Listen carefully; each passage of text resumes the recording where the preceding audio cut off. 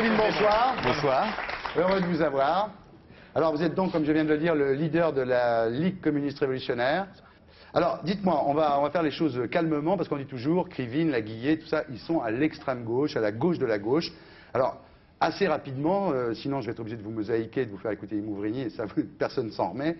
Moi, surtout... ça va, moi j'aime. Ah bon, si vous aimez Imouvrini, je vous mets d'autres choses là. Non, sérieusement, c'est quoi la LCR? C'est-à-dire, vous êtes trotskiste, c'est-à-dire vous n'êtes pas communiste, vous n'êtes pas socialiste, vous êtes trotskiste.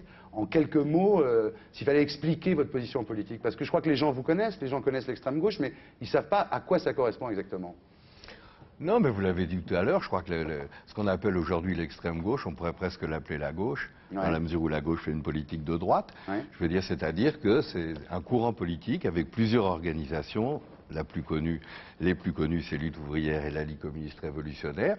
C'est-à-dire qu'on se bat pour un changement réel de société. On pense que jusqu'ici, on n'a fait que du replâtrage. Il y a eu beaucoup de mouvements sociaux dans l'histoire. Il y a eu le Front populaire, il y a eu la Libération, il y a eu mai 68. Mais chaque fois, il faut recommencer parce qu'on ne s'attaque pas aux racines, je veux dire, de tout ce qu'on peut déplorer, de tout ce qui aujourd'hui nous met en colère. D'accord. C'est-à-dire que maintenant que les socialistes ont admis l'économie de marché, maintenant que les communistes, depuis Robert Hue, se sont recentrés... Les socialistes qui ont admis l'économie de marché, enfin bon, c'est les poupées russes, oui. Voilà, donc vous êtes les... Alors, est-ce que vous êtes pour la révolution? Oui, ça dépend ce que ça veut dire. Est-ce que vous voulez faire la révolution? Oui, mais qu'est-ce que ça veut dire? La révolution, c'est en descendant dans la rue, on prend le pouvoir. C'est moi qui vous le demande. Ben non, justement, si on a l'image de la révolution... qui est un peu l'image classique, c'est-à-dire on prend tous des fusils, des mitraillettes, on va pendre à tous les réverbères, à un patron, un curé, un adjudant. C'est pas ça. Bon, non, ça c'est ridicule. Alors il y a peut-être des gens qui pensent ça, mais ils sont fous. Non, je crois que la révolution, il faut le prendre au vrai sens du terme, c'est-à-dire un changement radical, il faut révolutionner le fonctionnement de cette société. D'accord, enfin, comment vous allez faire? Parce que vous êtes présenté au présidentiel. On pourrait penser que soit, évidemment, on pend des curés au réverbère, des patrons, et, comme vous venez de le dire, soit vous vous présentez au présidentiel et vous êtes élu, et une fois que vous êtes président de la République, bah, effectivement, vous faites la révolution, je dirais, d'une façon pacifique et légale. Mais en 69, vous avez eu 1,05% des voix, et en 74, 0,35%. Donc vous n'êtes pas prêt d'être président de la République. Donc comment vous allez la faire, votre révolution? J'ai pas fait de coup d'État. Non, moi je crois que ce que vous appelez la révolution, c'est-à-dire un changement radical de société, c'est possible que quand des millions de gens le veulent. Imaginez que vous ayez été élu en 69, en 74. Si j'étais président Gérard Lenormand. Alors imaginez, qu'est-ce que vous feriez si vous étiez président de la République? D'abord, je crois qu'on n'est pas comme ça élu président de la République s'il n'y a pas un grand mouvement derrière. Mais moi, je crois qu'il y a des mesures immédiates à prendre. Par exemple, la première mesure que vous prendriez si vous étiez président de la République à la première mesure, c'est interdire tous les licenciements des entreprises qui font du profit. Je crois qu'il ne faut pas être révolutionnaire pour avoir été scandalisé de voir un type comme Michelin, je le remercie parce qu'ils mettent dans ma propagande, un type comme Michelin qui annonce fièrement j'ai fait 10% de profit, mes actionnaires veulent 15% de rendement, je vire 10% de mes ouvriers. Il faut interdire ce genre de licenciement. Moi, je vous donne... avec des arguments comme ça peut marcher, parce que tout le monde est assez d'accord avec vous. On est passé de 0 à 5%. Il y a une deuxième mesure, par exemple, immédiate. Vous avez des millions de gens aujourd'hui, on plaisante, on se marre, c'est bien de se marrer d'ailleurs un peu, mais enfin, qui sont en dessous des minima sociaux, qui vivent ou survivent avec 2000, 3000 francs par mois. Moi, je pense qu'il faut augmenter de 1500 francs tout de suite tous les minima sociaux en France. Tous ces trucs-là, c'est assez... c'est de bonne logique. Jusque-là, on est tous à la LCR. D'accord. C'est déjà pas mal. Vous êtes pour le retour de la Camarguaise, par exemple, ou pas? Sans problème. Quelle est la différence avec Arlette Laguiller? Vous êtes trotskistes tous les deux. Oui, mais enfin, oui, trotskiste pour beaucoup de gens, on ne sait pas trop ce que ça veut dire. Trotskiste, c'est communiste en refusant le stalinisme déjà, non? Oui, c'est ça, ça a été, mais moi je n'aime pas tellement ce terme parce que il n'y a pas de culte de la personnalité. Je crois que Trotsky, qui a été un des leaders de la révolution russe, a joué à son époque un rôle très éminent, justement, pour montrer que ce qui se passait sous Staline en Union soviétique, c'était une caricature sanglante. Et nous, justement, on a rompu avec ce qui a été le stalinisme, ses crimes, le goulag, pour montrer que le communisme et le socialisme, maintenant les mots, ils sont un peu... C'est pas du tout ça, c'est exactement l'inverse. Arlette Laguiller et vous, quelle est la différence? Non, là, on a une différence. Parce qu'elle dit, elle dit dans le numéro d'avril de Lutte des classes, elle vous accuse de dérive petite bourgeoise. Oui, mais c'est pas grave. Ah, c'est pas grave. Elle applique, vous savez, la formule latine, qui bene amat bene castigat. Qui aime bien, châtie bien. Qui aime bien, châtie bien. Il y en a un qui parle latin et l'autre suédois. C'est ça l'avantage avec eux. Ça, l'internationalisme. Absolument. Moi, il y a un problème pour la si c'est la même chose. Sur les points essentiels, j'entends les points essentiels, on est d'accord, c'est pour ça qu'on fait des élections ensemble. Et par exemple, notre caractéristique, c'est qu'on est la seule force de gauche à pas être au gouvernement et être fier de pas être au gouvernement. Et même d'être contre la politique de ce gouvernement. Il n'y a pas tellement de différence entre il y a des vous et différences qui l'ouvrière, fait quand qu'on ne même. peut pas fusionner. On n'a pas la même pratique, on n'a pas le même fonctionnement, on n'a pas la même pratique quotidienne. Par exemple, vous pensez qu'ils sont plus sectaires que vous à lutte ouvrière? Je dirais que lutte ouvrière a une vision de la politique uniquement limitée aux usines. Nous, on pense qu'aujourd'hui, bien sûr, il y a la lutte dans les entreprises très importante, mais ce qu'on fait, il faut être avec les sans-papiers, il faut être dans la lutte des femmes, avec la marche mondiale des femmes, il faut aujourd'hui se battre pour avec toutes les luttes écologiques, comme Erika, toutes les batailles qui sont menées. Moi, je suis allé à la vous êtes plus manifestation. ouverts, ils sont plus ouvriéristes.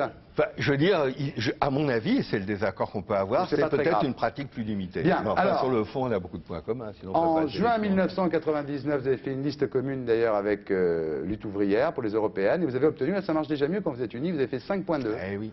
C'est pas mal. C'était les européennes, alors que beaucoup de gens s'en foutent. C'est pas mal, peut-être. En tous les cas, vous avez été élu au Parlement européen. Est-ce que vous irez ensemble au municipal avec Arlette Laguille en 2001? Moi, je l'espère, on va voir. Moi, j'espère qu'il y aura un accord. Donc, pour résumer tout ce que vous nous dites là, c'est pas la révolution avec un grand R un jour, c'est tous les jours, sur des points très précis de la vie quotidienne. Un révolutionnaire, alors le terme comme ça. D'ailleurs, c'est très marrant, c'est que quand vous demandez aux gens est-ce que vous êtes révolté, le mot révolte fait plus peur.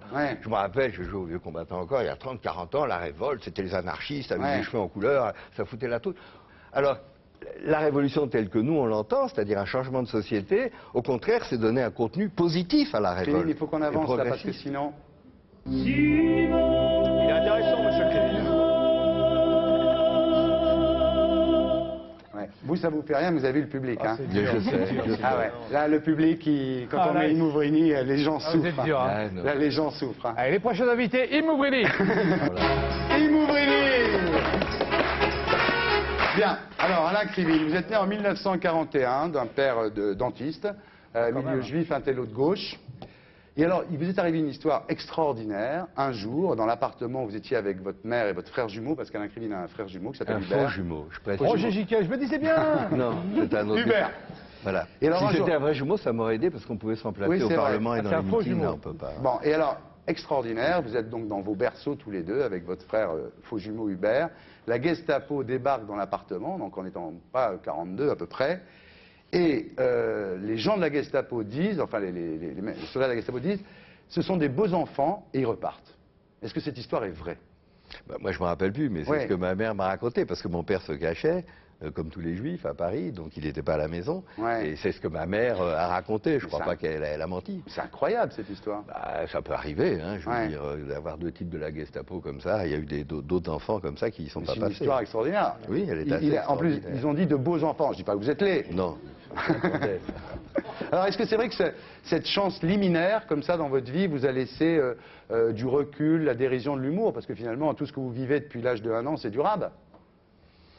Oui, mais enfin, je ne veux pas dire que ça serait mentir de dire que je suis devenu antifasciste depuis l'âge de 6 mois quand le type de la Gestapo, non. C'est-à-dire, après, c'est venu, les convictions, il y a mes frères plus âgés, parce qu'on était 5 dans la famille, qui étaient au Parti communiste, ensuite moi j'y disons, à 14 ans, vous rentrez au Jeunesse communiste, vous vendez l'UMA comme Jacques Chirac. Oui. Lui, il a changé, oui. Bah oui. Oui. Chirac a vendu l'UMA, bien sûr. Ah si. Il a signé l'appel de Stockholm. Voilà, un appel pour la paix. Oui. Et il a vendu les encyclopédies universalistes. Bon, ça c'est Balladur. Ah non, Balladur. C'est vrai que votre appartement a été bombé par l'OAS, l'appartement de... C'était l'appartement de... Oui, j'habitais chez mes parents, n'est-ce pas? Et, mais dans une pièce un peu à part. Et oui, au moment de l'OAS, c'est-à-dire pendant la guerre d'Algérie, quand l'extrême droite a commencé à plastiquer, je dis ça parce que c'est un peu oublié, ils ont fait sauter, oui, c'est ça, ma pièce, quoi. Mais j'étais pas là. Alors en 57, vous allez à un premier voyage à Moscou et vous revenez sans rien, comme si de rien n'était. Excusez-moi de vous dire ça, mais enfin quand même, en 57... Il y avait déjà eu Budapest en 57, hein, c'est en 56 Budapest. Vous revenez en disant tout va bien. La preuve, c'est qu'en 59, vous rentrez à l'Union des étudiants communistes et au Parti communiste français. Est-ce que c'est pas bizarre d'être allé en URSS en 57 et de rester communiste en revenant? Est-ce que c'est pas, excusez-moi Alain, vous allez répondre, mais est-ce que c'est pas un peu comme ces artistes français qui allaient en 37, 38, 39 dans l'Allemagne nazie et qui revenaient en disant tout va bien? Mais d'abord, j'avais 16 ans. Je crois que c'est très important. Et à 16 ans, je veux dire, j'étais invité au Festival de la jeunesse, qui était une espèce de festival de poudre aux yeux, mais où il y avait des dizaines de milliers de jeunes qui venaient. On était servis comme des rois, et on nous a fait voir ce qu'ils ont voulu nous faire voir. Je veux dire, à 16 ans, en plus, il faut bien comprendre, c'est que le stalinisme a été quelque chose d'épouvantable. On est bien placé pour le savoir. Surtout vous, y compris notre courant trotskiste, il y a eu pas mal de gens tués par Staline. Mais ce que je veux dire, c'est que beaucoup de gens ont adhéré au Parti communiste, dont moi, pas parce qu'on était stalinien au sens on adorait un tyran, c'est parce qu'on a cru malheureusement que Staline c'était le socialisme, c'était la révolution d'octobre, c'était l'émancipation, et du coup, sinon on ne comprendrait pas pourquoi des millions d'ouvriers ont adhéré au Parti communiste. C'était pas pour adhérer à une saloperie, ils pensaient vraiment à une cause progressiste, et c'est après, moi assez vite, c'est pas pour me vanter, je suis resté au PC, mais... En 66, vous êtes viré. Oui. Vous êtes viré, alors je ne sais pas très bien ce que ça veut dire, vous allez vous expliquer, pour travail fractionnel anti-parti, ça veut dire quoi ça? À l'époque, c'était le Parti communiste français était un des plus staliniens, je le reconnais maintenant, il a fallu du temps. J'étais dirigeant des étudiants communistes à la Sorbonne, on était assez nombreux, parce qu'on était 600 à l'époque, et on a à la fois commencé à contester le stalinisme. Eh bien, à l'époque, dès qu'on contestait, on était foutu à la porte, donc on a été mis dehors. Alors en 68, vous avez la preuve que finalement une révolte est possible, dans un pays capitaliste, moderne, avancé. Vous avez aussi la preuve que les partis de gauche ne veulent pas vraiment prendre le pouvoir, parce que ni le PC ni le PS à l'époque, malgré Charletti, ont voulu prendre le pouvoir. Mais ce que je crois effectivement, c'est que la gauche ne voulait pas prendre le pouvoir, surtout un pouvoir qui venait de la rue. Et les ouvriers ont suivi les étudiants parce que c'était des nouvelles formes de lutte. Et eux, depuis 30 ans, c'était Bastille, République, République, Bastille, les défilés Traîne-Savate. Là, ils sont aperçus qu'avec un mouvement un peu plus radical, massif, le gouvernement commençait à reculer. Mais quand le problème du pouvoir s'est posé, ça c'est une autre paire de manches, et à juste titre, ils n'avaient plus confiance ni à Gesmar, ni à Cohn-Bendit. Et on voit d'ailleurs quand on voit ce qu'ils sont devenus... On va en parler. Alors vous dites qu'il y a deux hommes de droite qui ont compris jusqu'où le PC n'irait jamais. C'est De Gaulle qui emporte la mise en balançant la carotte des élections, et c'est Mitterrand, donc que vous qualifiez au passage d'homme de droite, qui lui fait le programme commun pour casser le Parti communiste, et vous à ce moment-là vous fondez la Ligue communiste révolutionnaire. Alors on va parler d'aujourd'hui. Vous êtes député européen et vous parlez du Parlement européen. C'est un peu inquiétant ce que vous dites. Vous dites que d'abord l'hémicycle du Parlement européen est vide. Sauf le premier jour, quand il y a les télés. Alors vous dites que par contre, c'est très bizarre parce que l'hémicycle est vide, mais les tribunes sont pleines parce que le Parlement européen, c'est un circuit touristique. Absolument. Il y a des cars qui arrivent. C'est une demi-heure de visite. Il y a les cars des lycées, des collèges. Il y a les buveurs de bière bavarois. Il y a les fleuristes. Enfin, je veux dire, ça vient de tout partout. Et on reste une demi-heure et ils voient un hémicycle vide. Mais ça gagne du blé, député européen? C'est pas mal, oui. Combien? 100 000 balles? Non, le salaire, c'est le salaire d'un député français, c'est 35 000 francs, mais il y a des impôts là-dessus. Puis alors après, il y a tout le reste des indemnités. Les assistants, par exemple, on vous file des assistants. Non, on nous file pas. On nous donne 60 000 francs pour payer les assistants. Voilà. Alors les mecs, ils prennent leurs femmes, ils prennent leurs sœurs, ils prennent leurs copines. C'est insensé, quoi. C'est une caricature de démocratie. Et ça explique pourquoi l'Europe, tout le monde s'en fout. Alors qu'il s'y prend des décisions. Je veux dire, on a 15 personnes qui dirigent 300 millions le fameux Conseil. Parce que c'est pas le Parlement qui dirige, c'est le Conseil. On a 15 personnes non élues qui font la pluie et le beau temps, qui peuvent privatiser la poste, etc. Mais pour 370 millions de personnes. Et nous, on est là-dedans un peu des pantins, on amuse un peu la galerie, on a un peu de pouvoir, mais pas trop. Faites des sketchs, des trucs comme ça? Ça arrive. On pourrait... Ben non, pour moi, les sketchs, il faudrait qu'il y ait un public. Mais comme généralement, on est 4 en séance, celui qui va parler, qui ne veut pas être à la bourre, celui qui parle, c'est 1 minute, en général, ou 2 minutes. Et puis celui qui a parlé, moi, je reste toujours 5 minutes. Quand j'ai parlé 1 minute, par politesse, par rapport au suivant qui va parler, donc en général, on est quand même 5. Alors, que sont devenus vos amis gauchistes là, de l'époque là? Parce que Serge July, par exemple, le patron de Libération, mais il va bien. Vous dites il était toujours le plus prompt à me faire des cours de morale politique. Aujourd'hui, vous trouvez qu'il a tourné comment? Il a tourné, peut-être pas dans le bon sens, mais ça va, lui. Il voulait prendre le pouvoir en 68, plutôt par les armes, parce qu'il était maoïste, etc. Là, il a pris le pouvoir d'un canard, très pacifiquement. C'est plus le même, c'est moins qu'on puisse dire. Bon, ben ça va, son journal marche. Bon. Cohn-Bendit, alors, vous dites qu'il est plus pour la dictature du prolétariat, mais qu'il est en revanche pour la dictature des marchés. C'est pas ça que je reproche. Mais il le reconnaît lui-même, Cohn-Bendit, il est au Parlement européen avec moi. Je veux dire, il a gardé de beau reste sur l'antiracisme, l'antifascisme, il n'y a pas de problème. Mais lui-même le reconnaît, il a changé, il est devenu libéral maintenant. Il est pour le libéralisme, il ne remet pas en cause le capitalisme. Vous dites qu'il est le Canada Dry de ce qu'il était en 68? Oui, on peut dire ça comme ça, sans faire de pub. Tu veux qu'on rentre, Emma, là? Tu veux qu'on y aille? Non. D'accord. Rien à dire. Je ne prenais pas de note, d'ailleurs. Dites-moi, alors, est-ce que vous attendez pas, pour conclure là-dessus, est-ce que vous attendez pas un petit peu la révolution comme les monarchistes attendent la restauration? C'est-à-dire, est-ce que finalement vous n'êtes pas là en disant, j'attends la... Vous connaissez votre surnom quand même, vous savez comment on vous appelle quand même? Oui, mais on m'a jamais appelé comme ça, c'est un journal qui a dit ça. C'est pas vrai. Rentemplant. Non. Rentemplant. Mais pas du tout. Non, en revanche, je vous avais dit, j'avance lentement comme un vieux glacier, ça, c'est beau. C'est joli. Non, mais moi, j'attends pas la révolution comme les royalistes, parce qu'à mon avis, les royalistes, ils peuvent attendre longtemps. Ouais. Bon, deuxièmement, j'attends pas la révolution. Moi, j'espère que petit à petit, à travers toutes les luttes qu'on mène aujourd'hui, on va arriver un jour à un grand mouvement qui va changer radicalement cette société. Ça va bien, voilà. C'est sûr. Vous y croyez toujours? Ah bah oui, mais sinon je militerai pas. Je veux dire, moi je milite pas parce que pour avoir un siège, parce que je suis pas un politicien de profession. J'ai des convictions, ça fait tout drôle. Aujourd'hui, je suis pas le seul, hein, heureusement. Mais j'ai des convictions depuis 20 ans, 30 ans, 40 ans. Et quand je vois la situation autour de nous, je vois pas pourquoi je changerais.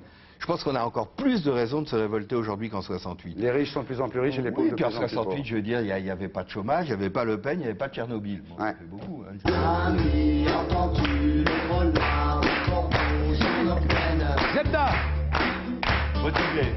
Ami, Motivé. entends-tu les cris sourds du pays qu'on enchaîne? C'est bien ça, hein? ah, elle est trop classe. C'est le chant des partisans. Chanson motivé. de Par motivé. Super groupe. Bien.